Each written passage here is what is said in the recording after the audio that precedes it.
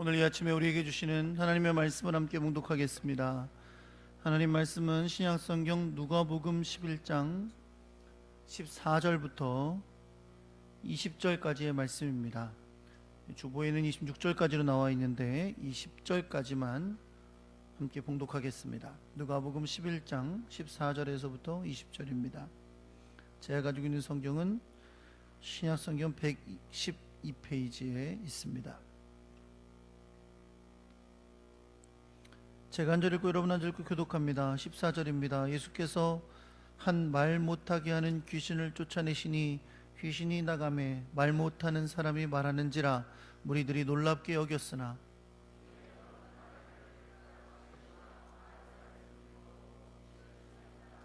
또 더러는 예수를 시험하여 하늘로부터 오는 표적을 구하니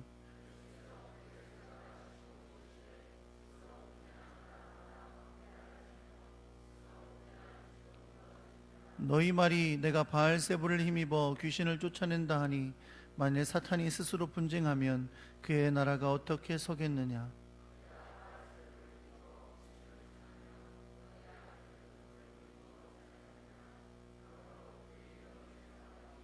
함께 있습니다. 그러나 내가 만일 하나님의 손을 힘입어 귀신을 쫓아낸다면 하나님의 나라가 이미 너희에게 임하였느니라. 아멘.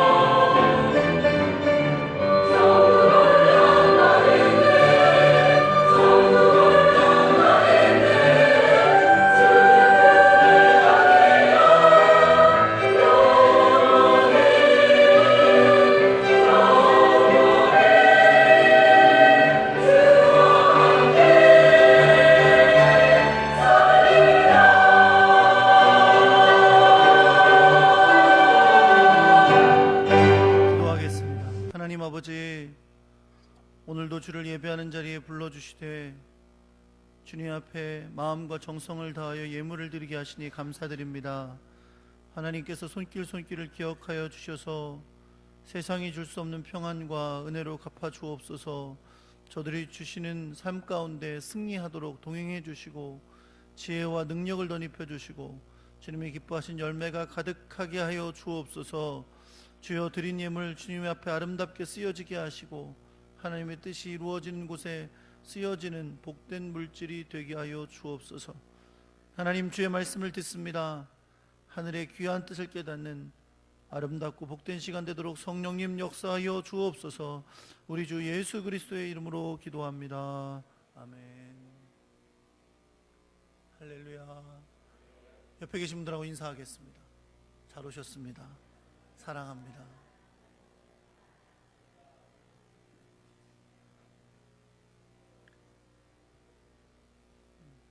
주님이 주시는 은혜와 사랑이 가득하기를 우리 주 예수 그리스도의 이름으로 축원합니다. 한번 따라해 보겠습니다. 하나님의 손을 힘입어. 오늘은 하나님의 손을 힘입어라는 제목으로 여러분과 함께 말씀을 나누려고 합니다. 저는 오늘 제가 이 교회를 목회하는 목회자로서 여러분에게 꼭 나누고 싶은 이야기를 설교를 시작하는 이 서두 가운데 하려고 합니다. 바로 하나님 나라에 대한 이야기인데요. 저는 사실 이거를 너무너무 중요하게 생각하는 말씀이고, 그래서 여러분하고 나누려고 하는데, 제가 지금 걱정되는 게 이게 어떤 분한테는 좀 지루할 수도 있겠다 싶은 생각이 사실 들기는 해요. 일부 예배 보니까 시작한 지 몇 분 만에 조시는 분들도 계셨어요.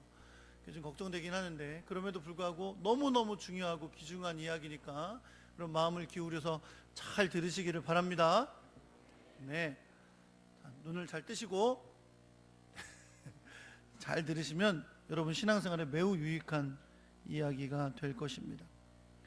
여러분, 성경 전체를 관통하고 있는 매우 중요한 주제가 뭘까요? 사람들은 성경 전체를 관통하는 주제는 예수님이다, 이렇게들 많이 이야기합니다. 그리고 사실 그건 맞는 얘기죠. 구약에도 신약에도 결국은 우리의 구원자가 되시는 예수 그리스도를 증거하는 내용이 들어있기 때문에 그렇습니다. 그러나 사실 성경을 자세히 읽어보면 결국 이 성경이 이야기하고자 하는 것은 하나님 나라라는 사실을 우리는 알 수 있습니다. 그런 면에서 이 성경은 하나님 나라라는 주제를 알지 못한 채 읽어나갈 수가 없습니다.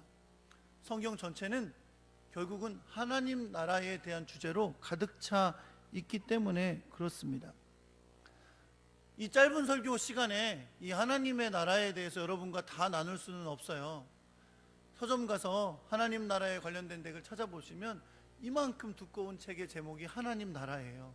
그러니까 하나님 나라에 대해서 성경 전체에서 이야기하고 있는 것을 다 기록하면 책이 이만큼 두꺼워질 정도로 굉장히 방대한 내용입니다.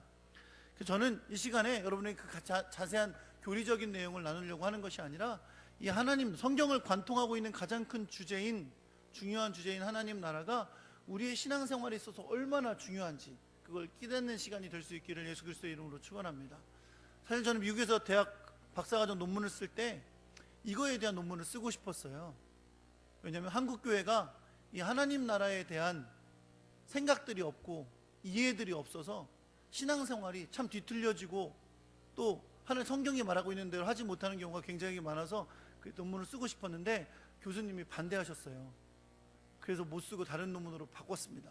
그 교수님은 미국 교수님이니까 이게 얼마나 한국 교회에 필요한지 잘 모르니까 제가 그 논문을 쓰는 걸 반대하시더라고요. 다 아는 내용이라는 거죠. 근데 우린 잘 모르는데, 어쨌든 우리에게 중요한 이 하나님 나라에 대해서 여러분과 잠시 간단히 나눈 다음에 오늘 말씀의 본문을 살필 건데요, 제가 이렇게 하는 이유는 오늘 말씀의 본문이 그 하나님 나라에 대해서 매우 중요한 것을 가르쳐 주고 있기 때문에 그렇습니다. 여러분, 우리는 흔히 하나님 나라를 천국이라고 부릅니다. 그렇죠? 그런데 우리가 천국이라고 생각하는 이 단어는 성경의 원문에는 하나님의 나라라고 표시하는, 그러니까 바실레이아라고 하는 왕국이라는 표현이거든요. 그 왕국이라는 표현을 정확하게 번역하고 있는 것은 아니라고 할 수 있어요. 사실 원문대로 생각하면 하나님의 나라는 두 가지로 표현이 되어 있는데, 하나는 하나님의 나라라는 표현으로 되어 있고 영어로 말하면 Kingdom of God 이라고 되어 있고요, 또 하나는 하늘나라라는 표현이 되어 있어요. 그러니까 킹덤 오브 헤븐이라고는 하늘나라라는 표현으로 되어 있는데, 우리 한국에서는 그거를 대부분 천국이라고 그동안 번역을 해왔어요. 근데 물론 여러분, 이 내용은 다 하나님 나라를 가리키는 건 맞는데, 천국이라고 쓰거나 혹은 하늘나라라고 번역했을 때 우리에게 일으키는 오해가 있어요. 그 오해는 뭐냐면, 이 천국이나 하늘나라라고 썼을 때 하나님 나라를 어떻게 이해하냐면, 우리가 죽은 다음에 가는 곳, 그리고 저 위에 하늘에 있는 곳, 그곳으로 하나님 나라를 이해한다는 거죠. 물론 우리가 죽은 다음에 가는 곳이 하나님 나라 맞습니다. 그리고 예수님이 다시 오실 때 이루어지는 나라가 하나님 나라 맞아요. 그런데 성경이 말하고 있는 하나님 나라는 그것만을 이야기하는 것이 아닙니다. 성경이 말하는 하나님의 나라는 예수 그리스도 안에서 이미 시작된 나라입니다. 그리고 그 완성은 예수님이 다시 오실 때 이루어지는 나라, 그것이 바로 하나님 나라입니다.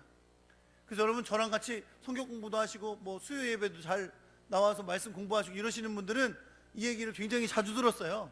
그래서 하나님의 나라는 학자들이 어디와 어디 사이에 있다라고 하냐면, 이미와 아직 사이에 있다라고 해요. 한번 따라해 볼게요. 이미와 아직 사이. 네, 이미와 아직 사이 무슨 뜻이에요? 이미 예수 그리스도 안에서 시작된 나라고, 그러나 아직 완성되지는 않은 나라. 언제 완성될 거니까? 예수님이 다시 오실 때 완성될 거니까. 새 하늘과 새 땅을 주시고 완성하실 나라가 하나님 나라이기 때문에 이미와 아직 사이에 있다라고 말합니다. 그동안 우리가 죽은 후에 가는 나라, 그리고 주님이 다시 오시면 완성되는 그 나라라는 천국이라는 개념에 익숙해 있었지만, 우리는 여러분 결코 잊지 않아야 됩니다. 예수 그리스도께서는 이 땅에서 당신의 사역을 시작하시면서 이미 회개하라, 하나님의 나라가 가까이 왔느니라 라고 하나님의 나라를 선포하셨습니다. 오늘 본문에서도 20절에 보면 하나님의 나라가 이미 너희에게 임하였다 라고 말씀하셨어요. 물론 오늘 본문의 말씀은 조건이 붙어 있죠. 뭐라고? 내가 만일 하나님의 손을 힘입어 귀신을 쫓아냈다면 이라는 조건이 들어있어요. 이것에 대해서는 후에 계속해서 말씀을 나누도록 하겠습니다. 어쨌든 사랑하는 성도 여러분, 우리의 신앙은 이 세상을 하나님께서 창조하셨다는 것으로부터 시작됩니다. 여러분 그렇게 믿으십니까? 그렇게 믿으십니까? 하나님께서 세상 만물을 창조하신 걸 믿으세요? 네, 이렇게 아멘이 한 박자 늦게 나오는 건 가끔씩 의심이 되시나 봐요. 가끔씩 원숭이를 볼 때마다 친숙하고 그러신가 봐요. 이 땅은 오로지 하나님께서 창조하신 하나님의 피조물인 것을 여러분 믿으시기 바랍니다. 하나님께서 우리를 그렇게 이 세상 만물을 창조하시고 인간을 창조하셨습니다. 그러나 아담의 죄로 말미암아 하나님이 창조한 이 세상은 타락하게 된 거죠. 죄와 사망의 권세가 이 세상을 사로잡게 됐습니다. 그리고 죄와 사망의 권세를 주도하는 공중 권세 잡은 사탄이 이 세상을 움직이면서 사탄의 자녀들로 살게 된 것이죠. 인간의 죄로 말미암은 타락은 단지 인간이 죄 가운데 살게 되고 그로 인해 사망에 이르게 됐다는 것만, 그것에만 그치는 것이 아닙니다. 인간의 죄악은 이 세상을 타락하게 만들어서 하나님께서 선하게 창조하신 모든 것들을 죄로 물들게 했습니다. 그래서 어떻게 됐냐? 하나님은 선하게 이 세상을 창조하셨지만, 그리고 그 피조된 피조물은 그대로 있지만 그 방향이 하나님이 만드신 목적대로 하나님의 영광을 드러내고 하나님을 왕으로 선포하는 데 쓰이지 아니하고 하나님의 영광을 가리고 하나님의 뜻을 저버리는 것에 사용되게 된 거예요. 근데 그 결과는 하나님이 만드신 이 피조물들이 고통 가운데 신음하는 그런 상황이 된 것입니다. 제가 미국에 있을 때도 어떤 성도님들 같이 구역 예배 드리면 묻는 분들이 있었어요. 그때마다 꼭 전 세계에 무슨 뭐 재앙이 나요. 화산이 폭발하거나 지진이 나거나 뭐 쓰나미가 와가지고 사람들이 많이 죽고 그래요. 그럼 묻습니다. 하나님은 선하시다는데 왜 세상에 이런 일이 일어납니까? 그 인간이 타락했기 때문이에요. 인간의 죄로 말미암아 온 세상, 하나님 만드신 피조물이 신음하고 고통하는 시절을 우리가 보내고 있기 때문에 그렇습니다.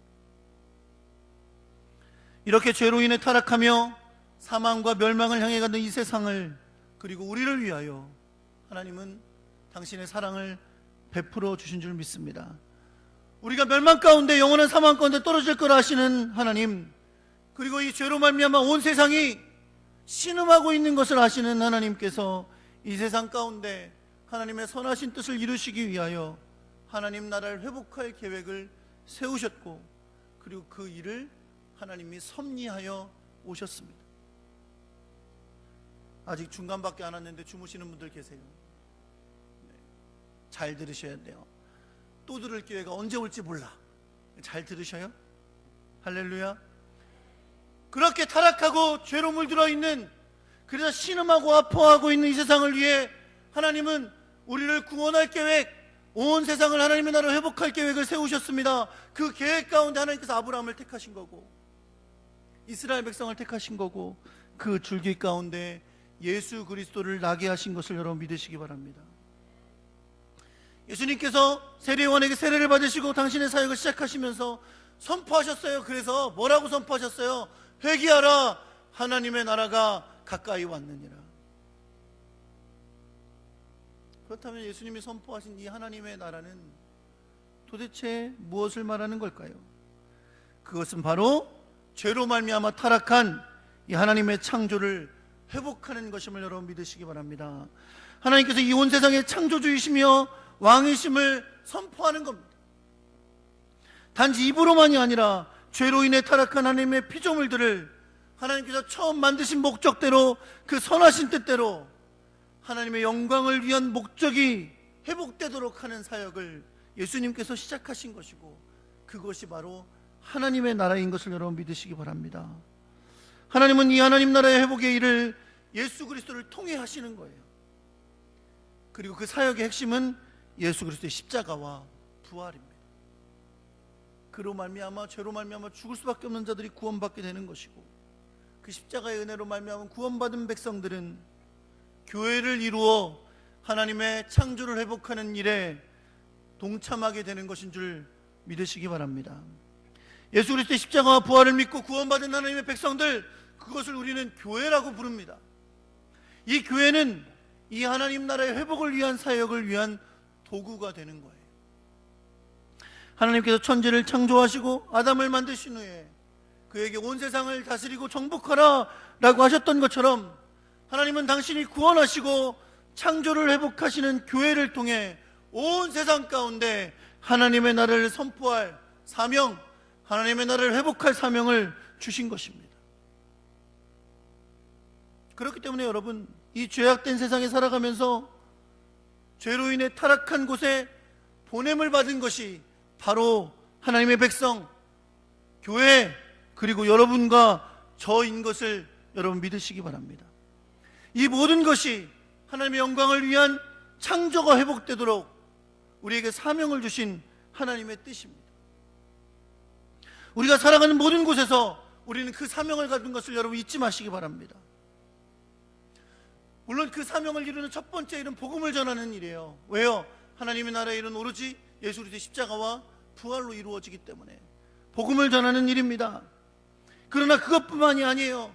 우리가 살아가는 삶의 모든 현장에서 하나님의 창조를 벗어나 타락하고 하나님의 영광을 가리고 있는 모든 것들 가운데 하나님의 나라를 회복하는 일에 여러분과 제가 보냄받은 것을 여러분 믿으시기 바랍니다. 우리의 삶의 모든 영역에 하나님이 왕이 되셔야 돼요. 하나님의 영광을 받으셔야 돼요. 그리고 그곳이 예배의 장소가 되어야 되는 줄 믿으시기 바랍니다. 그것이 정치이든지 경제활동이든지 예술활동이든지 교육활동이든지 무엇을 하든지 그곳은 하나님 나라가 선포되고 회복되는 곳이어야 합니다. 사랑하는 성도 여러분, 오늘 본문에 보면 예수님께서 이 땅을 회복하러, 이 땅에 하나님 나라를 선포하러 오신 주님이시고, 그리고 그 일을 어떻게 행하시는지를 보여주는 예가 나타나고 있습니다. 예수님께서 말 못하게 하는 귀신을 쫓아내셨습니다. 그러자 이 말 못하던 사람이 말을 하게 됐어요. 여러분, 하나님은 인간을 창조하셨습니다. 어떻게 해요? 하나님의 형상으로 아름답게 창조하셨어요. 그런데 귀신이 그 아름답게 창조한 인간을 괴롭혀서 장애를 일으킨 거죠. 어떤 장애? 말 못하게 하는 장애를 일으킨 거예요. 그러나 하나님께서, 예수 그리스도께서 그 사람에게서 귀신을 내쫓으시자 그 육체가 회복된 줄 믿습니다. 그럼 물론 모든 육체의 질병이 귀신으로 말미암는 것은 아닙니다. 비록 사람에게 고통을 주는 질병이 인간의 죄로 말미암은 결과예요. 아까도 말했던 것처럼 피조물들이 신음하고 아파하고 고통을 겪게 되는 건 인간이 죄로 말미암아 타락했기 때문입니다. 그렇지만 모든 각각의 병이 귀신으로 말미암아 들어오는 것이 아니에요. 오늘 감기 걸렸네? 감기 귀신 들어왔구만. 감기약 먹고 나면 돼요. 그러면 귀신이 약 먹고 나갑니까? 그건 약 먹은 귀신이지. 모든 병이 귀신으로 말미암는 것이 아니에요. 그러나 분명한 건 모든 병은 다 인간이 죄로 말미암아 겪게 되는 신음이고 고통입니다. 그러나 오늘 본문에 등장하는 사람은 분명히 성경이 말하고 있어요. 뭐라고요? 귀신으로 말미암아 말을 못하게 됐다고. 이 사람은 분명하죠. 성경이 말하고 있으니까 귀신으로 말미암은 것이고, 예수님께서 그 귀신을 내쫓으시자 그가 귀신으로 말미암아 무너져 있던 인간의 형상, 하나님의 형상으로 지어진 인간의 모습을 회복하게 된 것입니다. 여러분, 이것은 상징적으로 매우 중요합니다. 예수 그리스도를 통해 귀신이 나갔는데 그로 말미암아 그에게 하나님의 나라가 회복된 거예요. 그래서 예수님이 뭐라고 그러셨어요? 하나님의 손으로 말미암아 내가 귀신을 내쫓는 거면 이미 너희에게 하나님 나라가 임하였느니라 라고 말씀하셨습니다. 여러분, 이 장면을 목격한 사람들이 많았어요. 그러나 그들이 그것을 보고 하나님 나라의 회복을 본 게 아니었어요. 오히려 그들 중에 몇몇 사람들은 예수님께서 귀신을 쫓으신 것에 대해서 이렇게 말했습니다. 그가 귀신의 왕 바알세불을 힘입어 귀신을 쫓아낸다.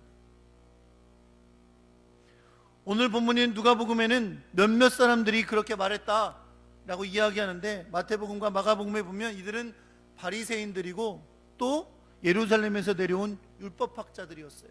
쉽게 말하면 종교 지도자들이었어요. 예수님을 미워하고 공격하려는 종교 지도자들. 그들의 주장은 이겁니다. 저 사람이 저렇게 귀신을 내쫓는데 저 사람이 귀신의 왕인 바알세불을 힘입지 않았다면 그렇게 할 수 없었을 것이다.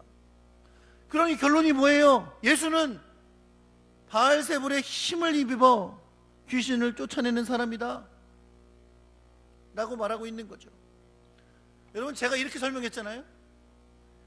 이 귀신 들렸던 사람, 그래서 말 못했던 사람은 하나님의 형상으로 지어진 아름다운 인간의 모습을 가진 사람인데 귀신이 들어와서 그에게 육체의 질병을 일으킨 거예요. 그런데 예수님께서 그 귀신을 내쫓으시사 그 형상이 회복됐다고 했습니다. 그런데 이들은 그 하나님의 회복케 하심을, 역사를 그렇게 보지 않고 귀신의 왕인 바알세불의 힘을 예수가 귀신을 내쫓는 것이다 이렇게 말하고 있다는 거죠. 그들에게 있어서 귀신을 내쫓는 방법은 오로지 그거라는 거예요. 바알세불의 힘을 입는 것. 이들의 생각을 아시는 예수님께서 이들의 주장을 반박하여 말씀하십니다. 물론 예수님은 아주 논리적인 방법으로 이들의 주장을 반박하시는데, 이 예수님의 주장하시는 말씀 안에 하나님 나라의 매우 중요한 원리가 들어 있습니다. 예수님은 이들이 예수님께서 바알세불을 힘입어 귀신을 쫓아낸다고 주장하는 것에 대해서 한마디로 말하면, 쉽게 말하면 이렇게 말씀하세요. 그건 말도 안 된다.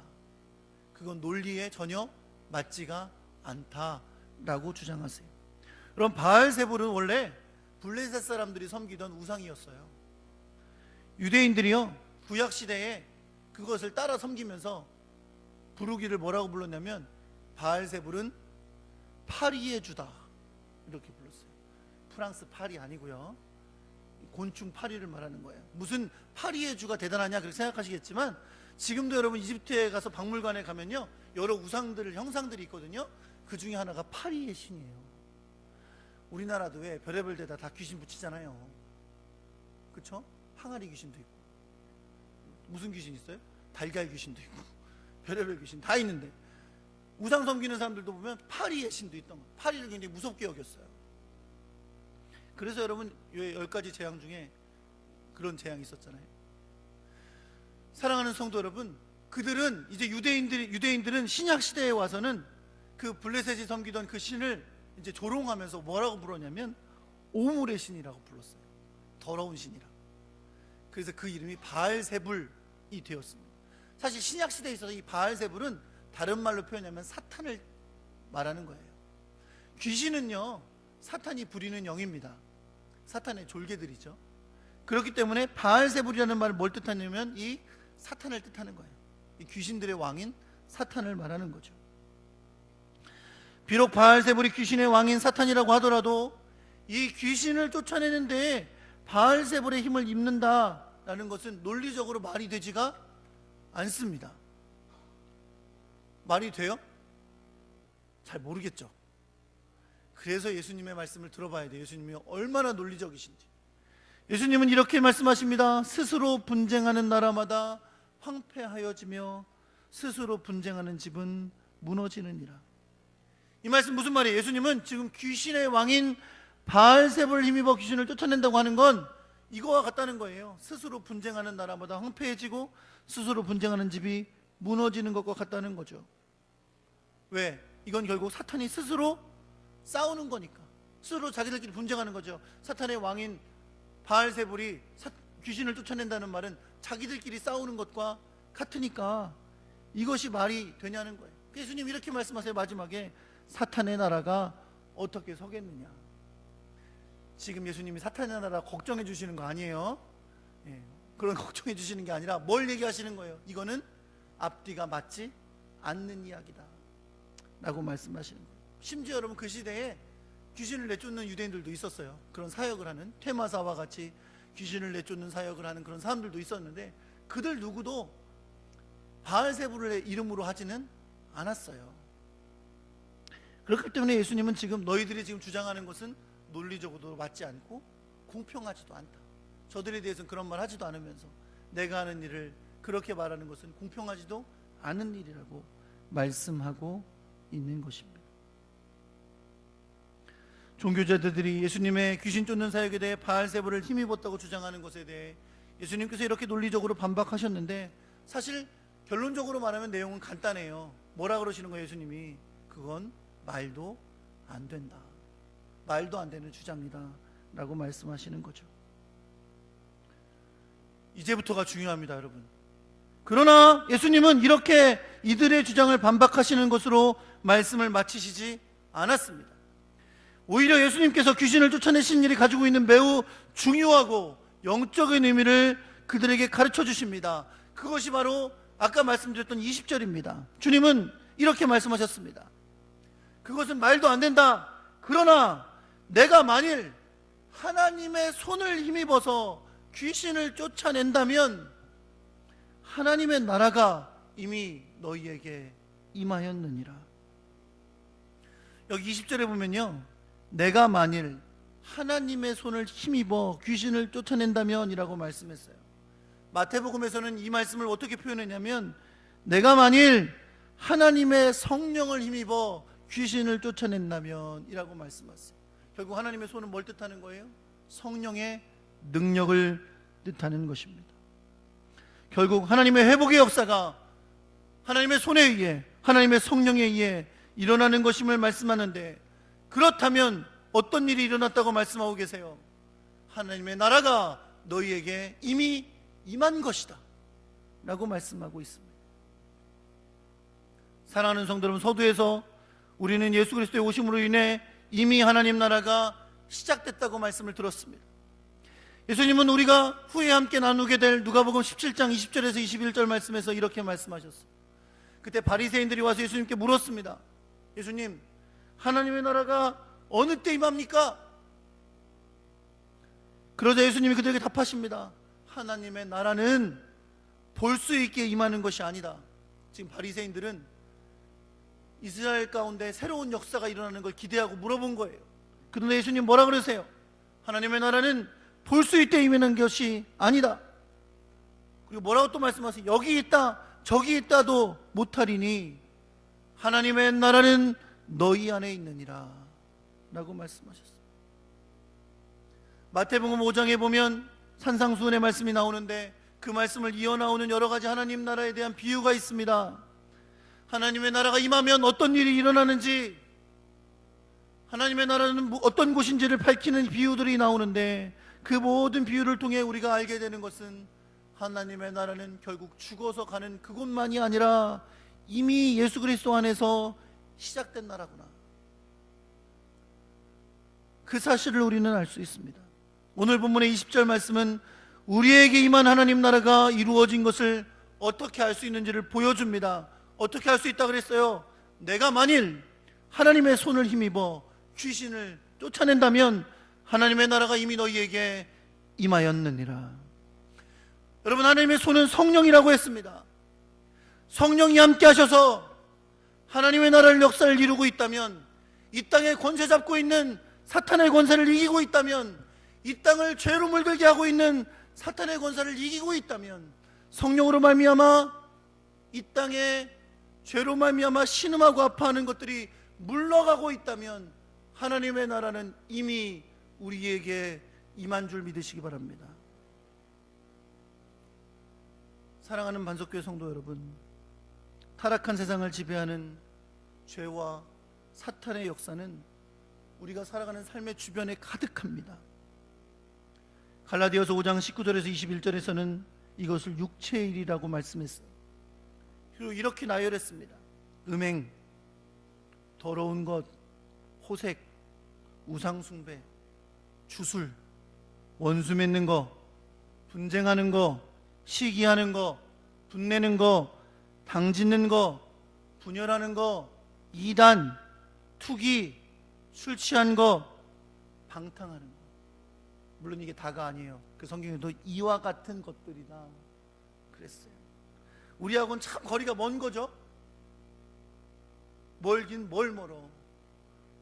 고개만 돌리면 있는 거지. 그래요, 안 그래요? 우리가 살아가는 삶의 환경은 이렇게 육체의 일로, 사탄이 지배하는 수많은 일들로 가득 차 있어요. 하나님의 선하신 창조 가운데 하나님을 거역하고 죄로 물들고 하나님의 영광을 가리고 내 뜻대로 행하고 육체의 영광을 따라 육체의 소욕을 따라 행하는 수많은 일들이 우리 주변엔 가득 차 있습니다. 사랑하는 성도 여러분, 그리고 성경은 이렇게 말합니다.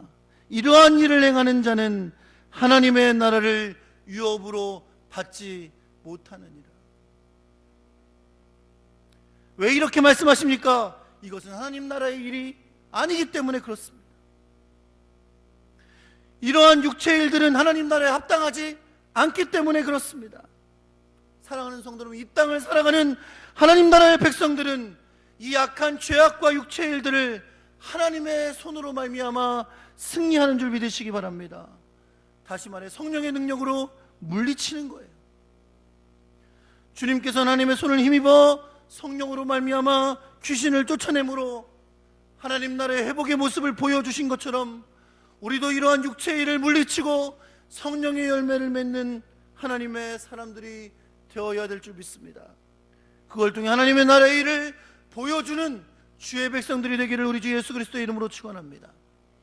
그래서 갈라디아서 5장 22절과 23절은 하나님의 나라의 백성이 맺는 성령의 열매를 이렇게 나열하고 있어요. 뭐라고요? 사랑과 희락과, 보통 이러면 따라하지 않나? 사랑과 희락과 화평과 오래 참음과 자비와 양선과 충성과 온유와 절제라. 하나님의 손은 성령의 역사고 성령의 능력입니다. 여러분과 저에게 성령을 주신 하나님이 우리로 하여금 육체의 일을, 사탄의 일을 이기고 성령의 열매를 맺기를 원하신 줄 여러분 믿으시기 바랍니다. 말씀의 결론을 맺으려고 합니다.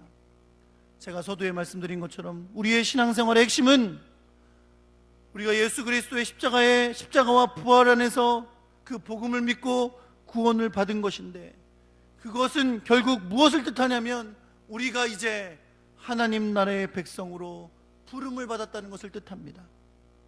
그것은 또한 무엇을 뜻하냐? 우리가 이제 하나님의 손을 힘입어, 성령의 능력을 힘입어 죄와 사탄의 역사를 이기며 하나님의 나라를 회복하는 일에 도구가 되어야 한다는 것을 뜻합니다.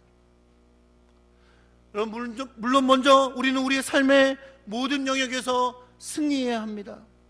성령의 능력으로 육체 열매가 아니라 성령의 열매를 맺는 삶으로 승리하며 살아가야 될 줄 믿습니다. 그러나 그것이 다가 아닙니다.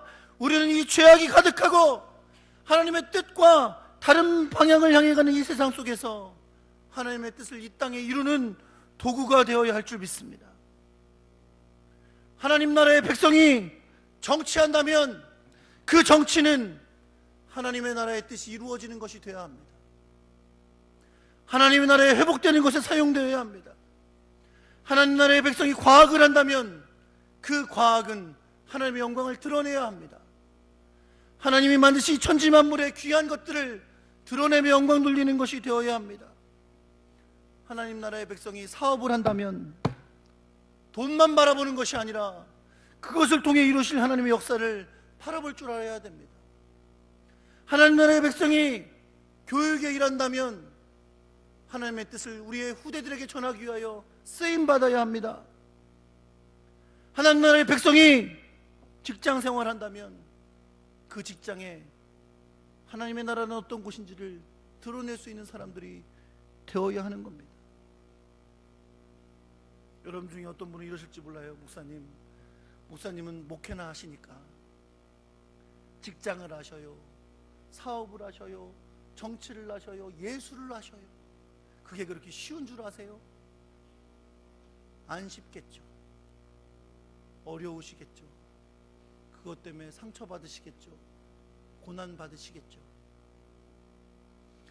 손해보시겠죠. 부딪히시겠죠.